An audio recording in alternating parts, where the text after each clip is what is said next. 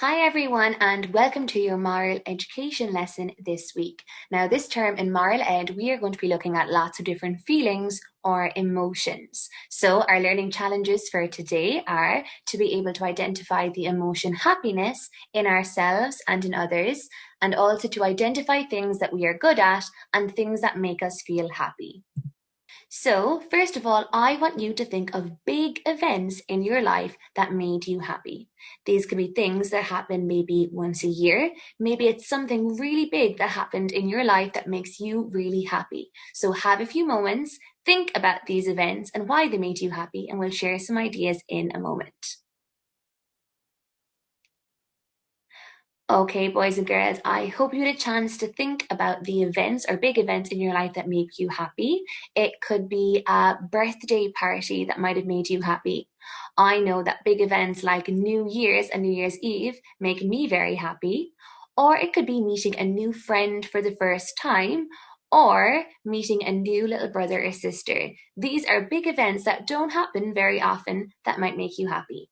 Now I want you to think of everyday, ordinary events that make you happy. What kind of things do you do on a daily or a weekly basis that make you happy? Pause your video for a few moments and let's think of some of those ideas. Okay, boys and girls, hopefully you've had a little chance now to think about some ordinary, everyday things that make you happy. I know that teaching maths every day makes me happy because I love teaching maths. And also, when I cook dinner at the end of the day, I enjoy cooking, so that makes me feel happy too. Hopefully, you've thought of lots of things that make you happy in school or maybe at home too. Now, we're going to read the story of Happy Hannah, so listen carefully because I'm going to have some questions for you at the end. Hannah was always very cheerful. She smiled when people said hello. She laughed when Dad wore pants on his head. She giggled when her baby brother rubbed custard all over his face. Hannah's favourite colour was yellow because the sun is yellow and the sun always makes people feel happy.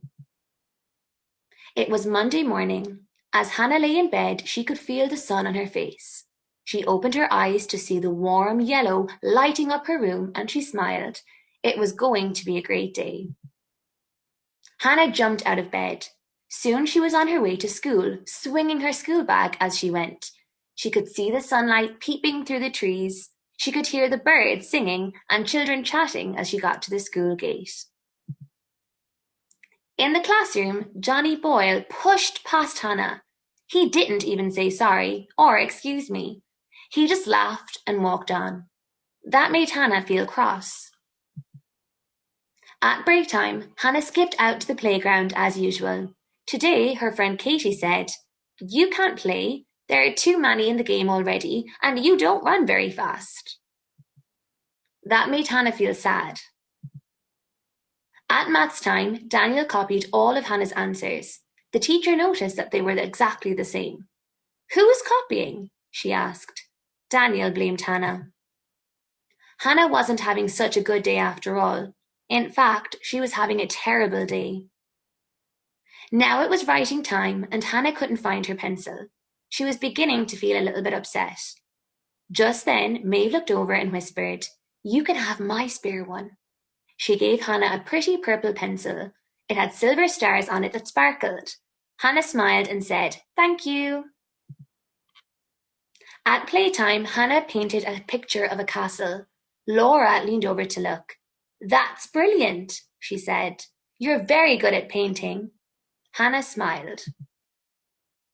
At home time, the teacher said, "You've all worked very hard today. Well done." Hannah smiled again. As she skipped home, Hannah swung her school bag and thought, that was a great day.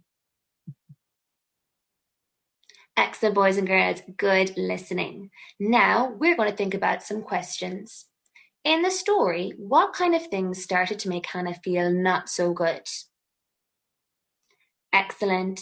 A boy pushing her on his way into school, and the teacher thinking that she copied her maths questions, and also her friend telling her she couldn't play. Those were the kind of things that made Hannah feel not so good. But what do you think you could do to cheer someone up if they're not feeling very good? I want you to take a few moments to think of things that you could do to help cheer somebody up. So pause your video now and have a little think. Okay, boys and girls, have you thought of some ideas? Excellent. I know I like to be cheered up when boys or girls or when friends come and give me a hug or come and ask me if I'm okay.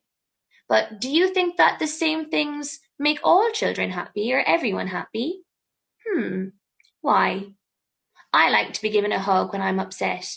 Do you think everyone likes to be given a hug? Maybe not. Some boys and girls might just like to be left alone if they're upset, and that's okay too. Some boys and girls might just like a little chat or a conversation with a friend. Some boys and girls might like to play a new game to take their mind off of things, but everyone likes to be cheered up in different ways, and different things make different people happy. You have such a fun task ahead of you today. What I would like you to do is to make a poster or an A4 picture of all the things that make you happy. Now, you can draw pictures, you can write sentences, you can write words of things that make you happy. Maybe it's a place that makes you happy, or your friends. It could even be the name of your favorite song that when you hear it, it makes you feel happy too. Hopefully, at the end, we can share all of our ideas and things that make us happy on Seesaw, and you will get to learn lots more about boys and girls in your class. Maybe then, if they're feeling a little bit upset or not so good, you can talk about the things that might make them feel happy again. Okay, boys and girls, I'm going to let you get started on your task, and I'm so excited to see all of your work. Bye.